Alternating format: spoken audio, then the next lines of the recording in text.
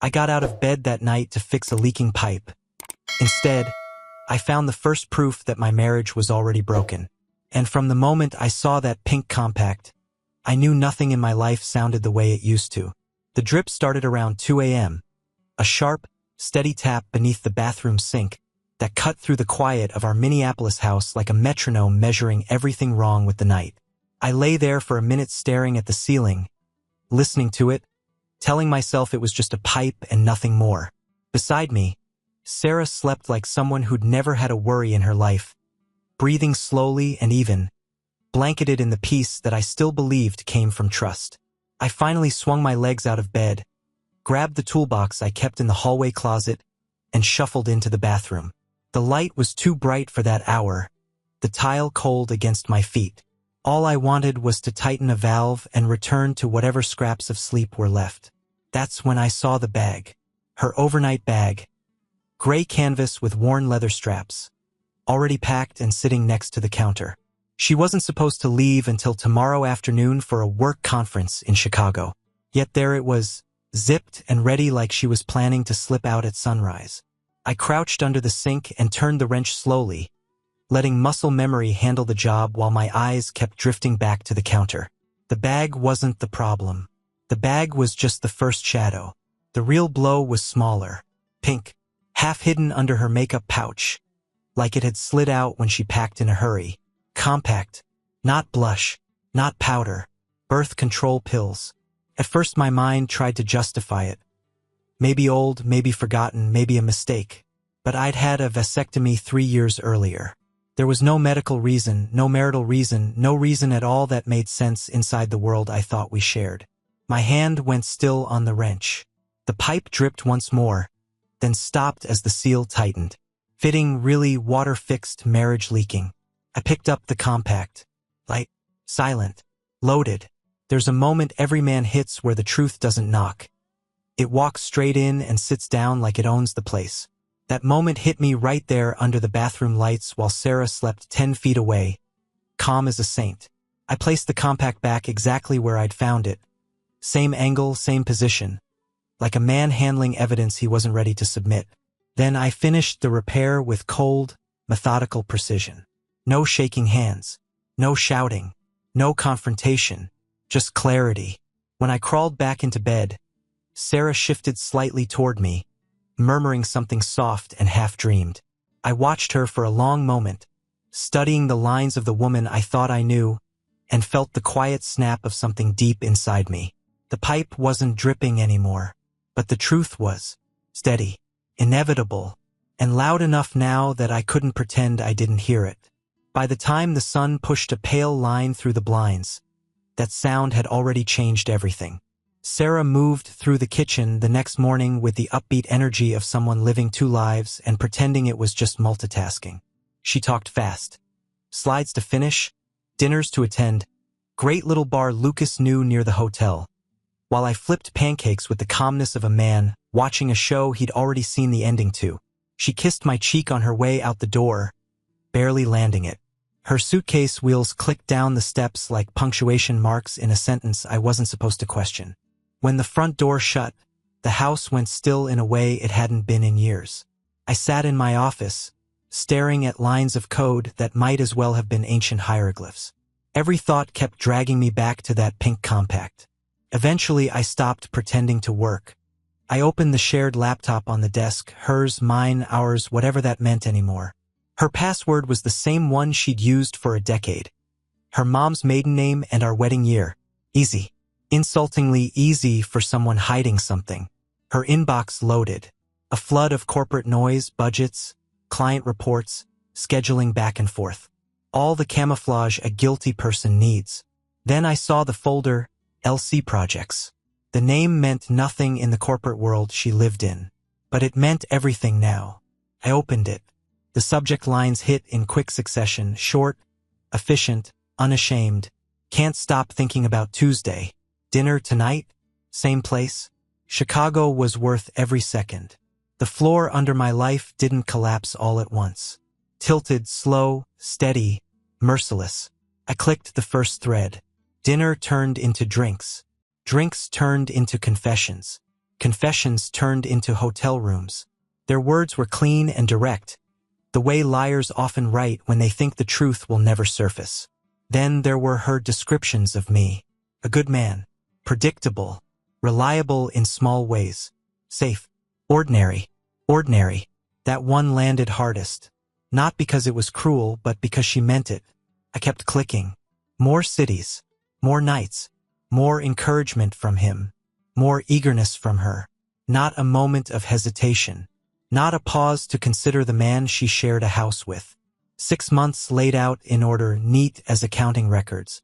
A parallel marriage, run with the efficiency she never used on ours. Outside, the mailman walked past and waved. Mrs. Henderson's old poodle shuffled down the sidewalk. Kids biked by, laughing like the world was fine. And maybe it was. It just wasn't the world I thought I was living in. I sat there, staring at the last email, her telling him she felt alive for the first time in years, until the clock on my monitor said noon, and my coffee had gone cold. Funny thing about the truth. When it finally shows up, it doesn't scream. It doesn't argue. It just waits for you to stop pretending. And I did. Right there, in the same room where I'd planned our future, I realized Sarah had already rewritten hers without me.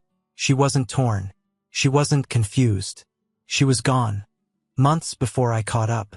By Thursday, the shock had burned off and left something cleaner behind. Strategy. I wasn't guessing anymore. I wasn't doubting myself. I was a man gathering facts. Her email held a reservation for 2 at a Chicago steakhouse. Lucas's name. Thursday, 7:30 p.m. table by the window. She had written, looking forward to it, with a little smiley she never used with me. I called in sick, packed a bag, and drove to Chicago with the kind of focus a man gets when he knows exactly what he needs to do. I parked across from her conference hotel just before 7. Wind cut through the street, the kind of cold that belongs to cities built on ambition and disappointment. I sat there until she walked out. Sarah wore the black dress I'd bought for our anniversary. Tasteful, simple, meant for us. Her hair was done in a style she only bothered with for special occasions. Her makeup is heavier than usual, deliberate. And on her face, a look I hadn't seen in years. Anticipation. Then he appeared beside her. Taller, sharper edges. A suit that cost more than my monthly mortgage payment. The kind of man who works hard at appearing effortless. She stood close to him, too close for colleagues. He said something that made her laugh the way she used to laugh with me before real life, real bills, and real marriage replaced fantasy. They walked to the restaurant as if they'd rehearsed it. I followed at a distance and took a seat in a coffee shop across the street. A latte cooled beside me, untouched, irrelevant. Through the window, they sat like they were alone in the world, leaning in, matching smiles. Their hands brushed, then stayed resting just a little too long. No hesitation, no guilt, just two people living a story that didn't include me anymore. They finished dinner, walked out with his arm around her waist, hers slipping casually into the back pocket of his suit pants. Thoughtless intimacy, practiced even. I followed their path back to the hotel. They didn't go to the elevators for regular rooms. They went to the bank for premium suites, where the doors close quieter and the hallways don't echo. I didn't follow them all the way inside. I didn't need to. From the rental car, I sat staring up at the floors where I knew they were, where she'd chosen to be. Not confused, not conflicted, chosen. Most men think catching their wife in the act will wreck them. But the truth was different. I felt something settle in me, heavy, solid, final. I wasn't there to stop anything. I wasn't there to scream or confront or beg. I was there to see the truth with my own eyes.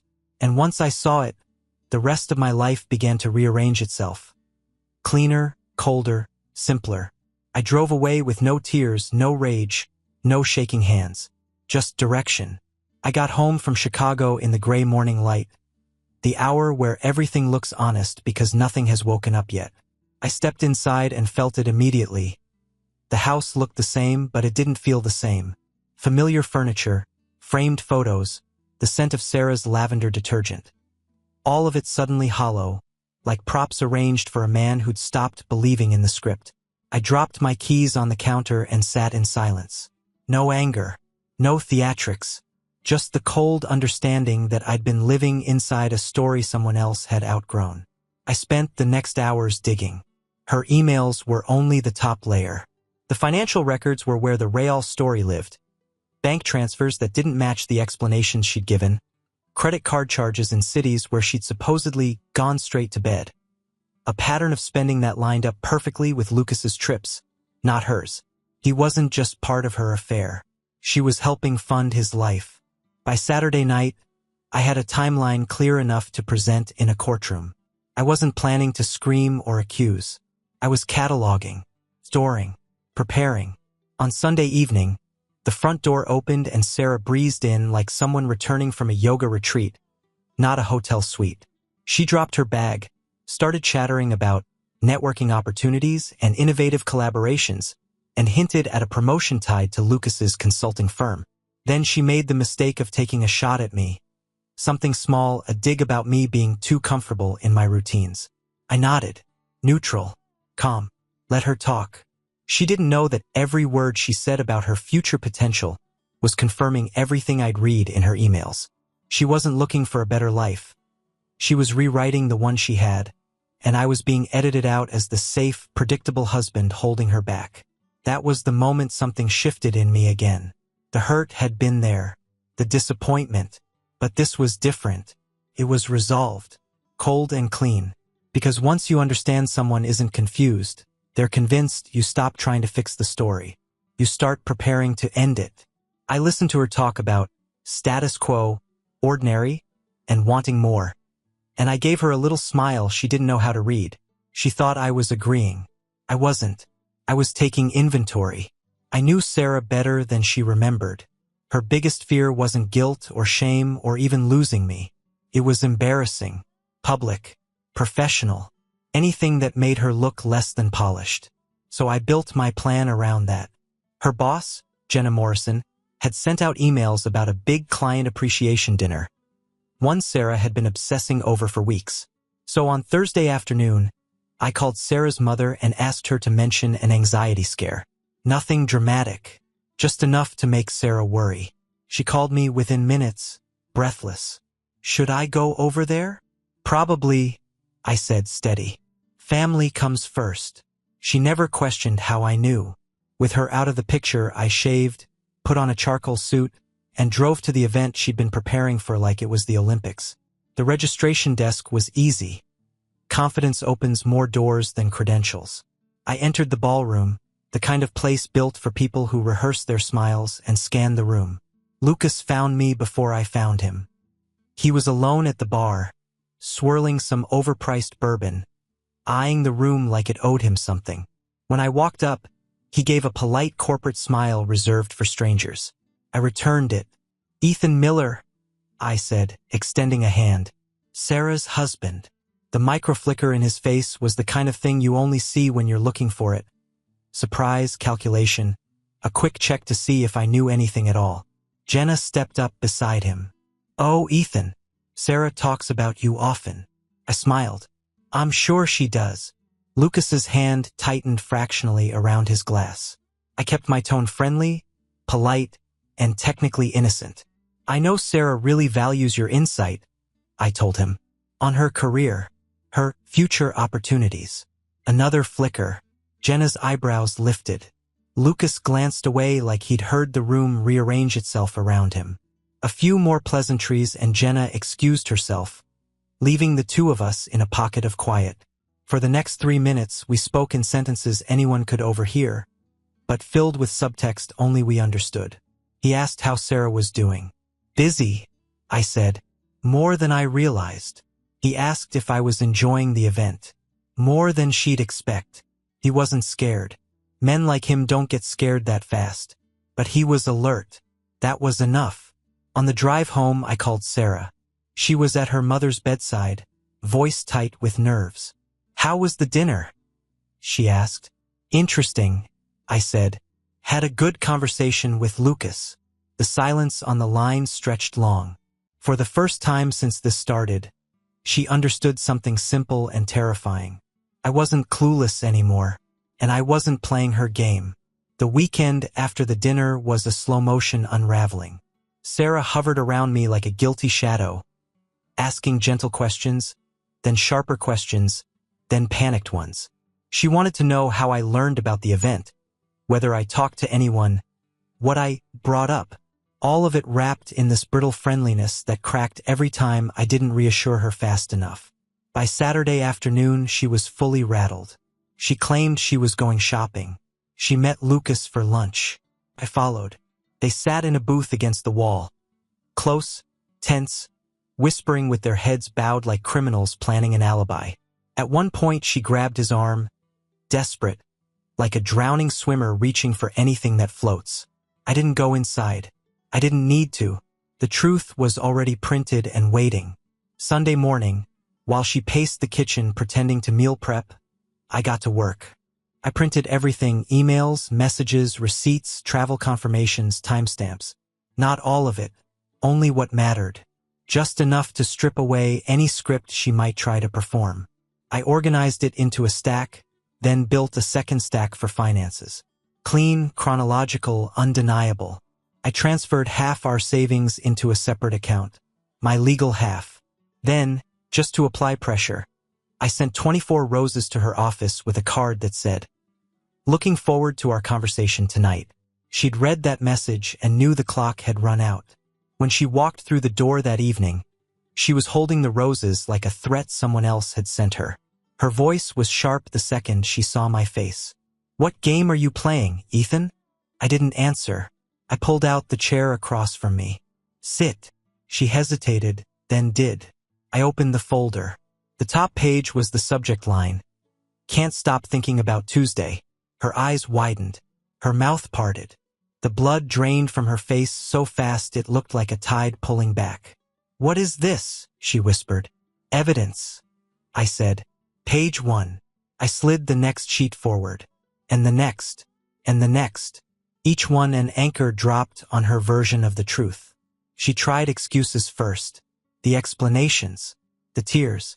Then the oldest lie in the book. It didn't mean anything. I didn't argue. I didn't comfort. I didn't insult.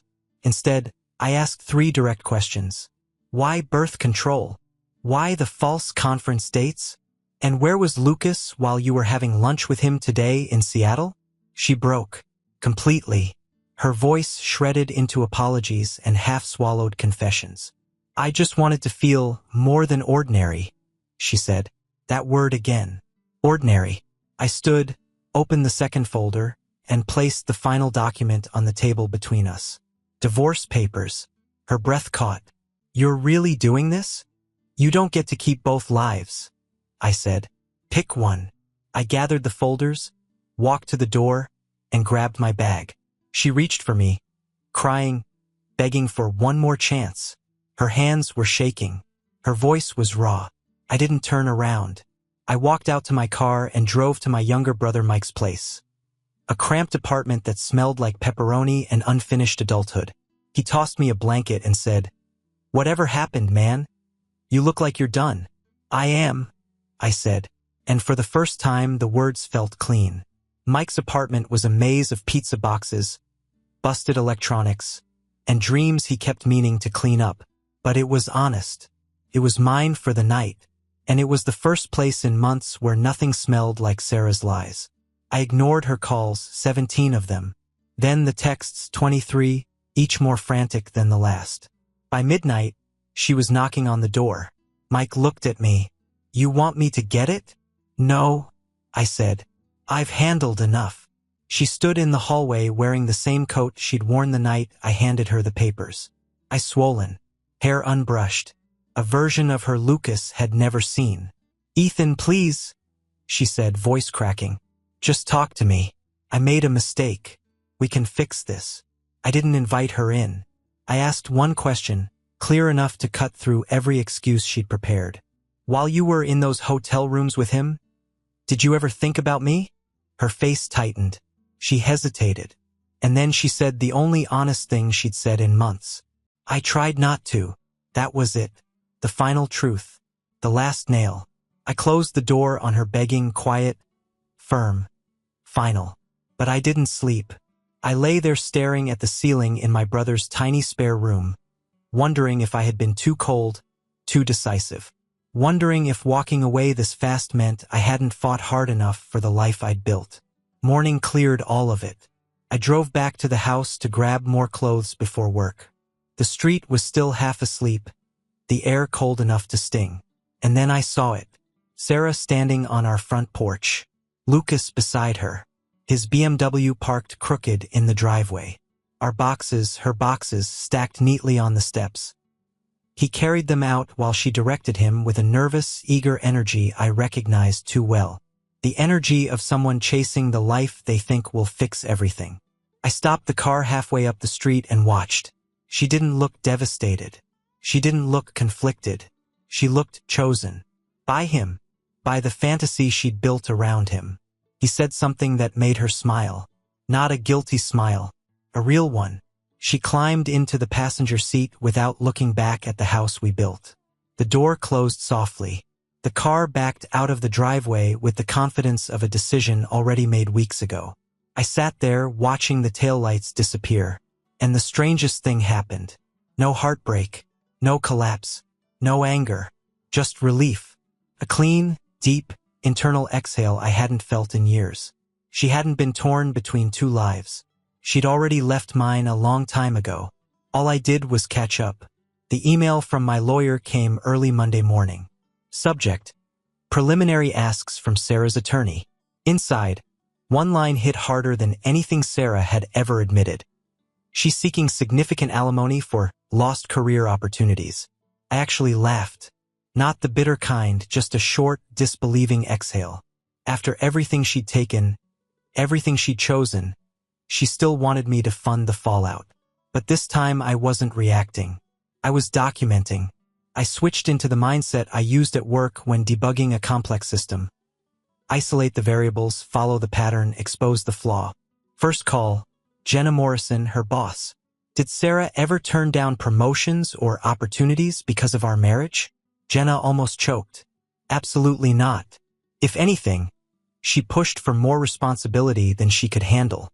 Second call. A former colleague from Lucas's old consulting firm. He hesitated, then said, "Let me guess. He's pitching her some big expansion? Promising future deals." Something like that. Yeah, he pulled the same thing years ago. Slept with a client's wife. Got caught. Firm pushed him out. Now he's basically running a business that's 80% charm, 20% invoices. That was all I needed. Pattern. A motive. A documented history of exactly the type of man Sarah had burned her life down for. By the time we walked into the settlement conference, I was ready. The room was one of those polished, neutral spaces meant to keep emotions low. Sarah sat across from me, looking small in a way I'd never seen before. Shoulders tight, eyes darting, waiting for me to explode so she could play the victim. I didn't give her anything. Her attorney started with the alimony request, leaning on phrases like career sacrifice and emotional support and unfair financial imbalance. My lawyer nodded patiently, then opened the folder I'd prepared. "Before we discuss support," he said, "we need to address certain factual discrepancies." He slid out the documents one by one. No promotion offers. No job applications she'd ever submitted. No advancement opportunities denied for my sake. And the transfers over $15,000 from our joint account directly into Lucas's so-called business. Sarah's face went white. Her attorney tried to recover. These transactions, Sarah believed. My lawyer cut her off, calm and even. Lucas Grant's company is currently under internal review for inappropriate relationships, according to his previous employer. We have a statement confirming he was pressured out for seducing a client's spouse and leveraging her finances. This matches the pattern here. The room froze. I didn't look at Sarah. I didn't need to. I could feel her shrinking, retreating inward, trapped in the truth she thought she'd buried. My lawyer continued, "Given the documented financial misconduct and absence of any evidence supporting career sacrifice, we see no grounds for alimony. In fact, if Mr. Miller chose to pursue reimbursement, he would likely succeed." Silence stretched long and thin across the conference table. Finally, the mediator spoke. I strongly advise Sarah to accept Mr. Miller's proposal. Her attorney sank back in her chair, defeated. Sarah stared at the documents like they were written in a language she never learned. For the first time since this began, the story on paper matched the reality I'd lived. I wasn't the dull, ordinary husband she'd painted in those emails. She wasn't the visionary wife held back by me. And Lucas wasn't the brilliant consultant she thought he was. She wasn't the muse. She was the mark. And everyone in the room knew it. The mediator pushed the papers across the table, and Sarah stared at them like they were a verdict she never thought she'd hear. Her attorney gave a small, resigned nod. She signed. The scraping sound of her pen on paper was quieter than everything that led to it. She walked out into the parking lot ahead of me. The air was cool, the sky gray in that Minnesota way that makes everything honest. She stopped by her car. Our car, technically, breathing hard like she'd run a mile. She turned to me. Ethan, I did love you. I held up a hand. Not angry, just done. I'm not here to argue about feelings, Sarah. Her voice trembled. What happens to us now? The word landed empty. I gave her the truth she'd spent 9 months avoiding. You chose excitement with a man who sees women as stepping stones. I'm choosing something simpler. A life with someone who actually wants to be in it, whoever that ends up being. Her eyes flicked toward the street. Lucas's BMW eased up like he'd been timing his arrival to avoid hearing anything that didn't flatter him. He didn't look at her. He didn't wave. He just stared straight ahead, jaw tight, already calculating the financial hit he'd taken after the settlement exposed everything. She got into the passenger seat slowly, like someone realizing the fantasy came without airbags. The door closed. The car pulled away. And that was it. I drove home, my home now. The silence felt different, bigger, clean. No lies in the walls. No double life hiding under the sink. Just space. Mine. Weeks passed. Then months. I rebuilt quietly, job, routines, the kind of life that doesn't need applause to feel solid. Then one afternoon Jenna called. Her tone was careful, almost apologetic. The company decided not to move forward with either of them, she said. Too much baggage. I thanked her. No satisfaction. Just acknowledgement. A week later, I ran into Mrs. Henderson in the grocery store, her poodle tugging impatiently at its leash. Oh, Ethan, she said, patting my arm like she'd known this moment was coming. Saw Sarah downtown, waiting tables. The poor girl looked tired. And that man of hers? Gone. California, I heard. I nodded. People choose their lives, I said. Not always the ones they deserve. Driving home with bags in the back seat, the truth settled fully into place. This story was never really about revenge. Revenge is loud, messy, and leaves you tied to the person who hurt you. What I chose was cleaner. A man doesn't need to destroy someone to move on. He just needs to step out of the wreckage and recognize that his dignity was never the ordinary thing in the story. Walking away was the most extraordinary thing I ever did. And everything after that was just life, my life, finally unfolding the way it should have all along. Subscribe and stay one step ahead of cheaters. And trust me, the next story makes this one look like a fairy tale.